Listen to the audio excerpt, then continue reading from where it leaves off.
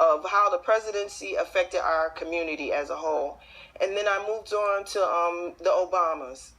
That was very different because we went from a cheating era, being dishonest, our families were kind of getting fractured. We started seeing a lot of, fighting going on, public fighting. All of these things were private. Even in the, Ronald Reagan era, in those older eras, we were more private with the things we were doing. Whereas with the Clintons, it was out in the open. We had to stand by your man cabinet to the side.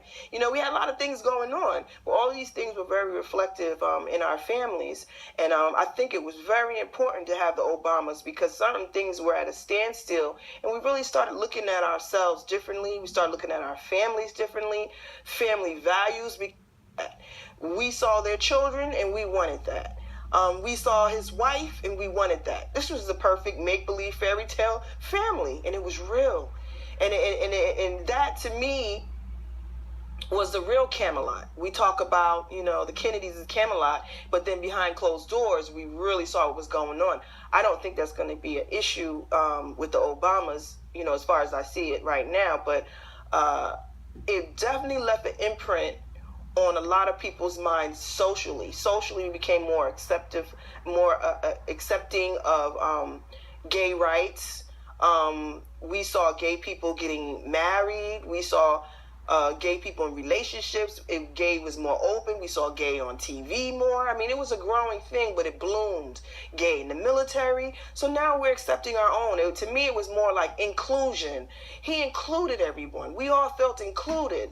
And then we come to the source of my topic, which was the Trump era, which it seems like from, the times that I can remember when our presidency leading up to that, it was a complete and total breakdown of our community and as our society as a whole.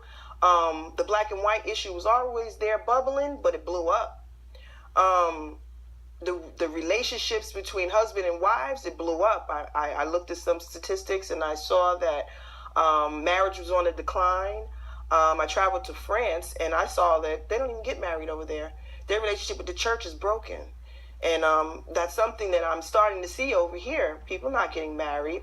Poly relationships growing because they don't believe in the church. Those ideas don't really matter. Even in the black communities, especially, the distrust for the churches is growing, festering, a wound.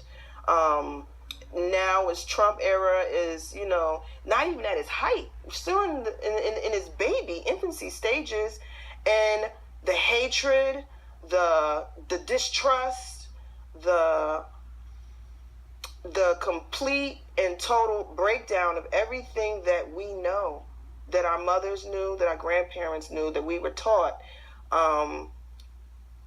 It just really was something that I felt was very important for us to look at if we're going to fix a problem and become more together. One of the most important things about me becoming a sexologist and talking about these subjects is about black love. I know people like black love. Black love is important because when we start talking about fixing our community, it has to start there. Starting with loving ourselves, loving our parents, loving our families, our wives, and our children, because that was something that was taken away from us. And that's something that if we want to rebuild, we're going to have to do battle with things like what we're living in now, such as the Trump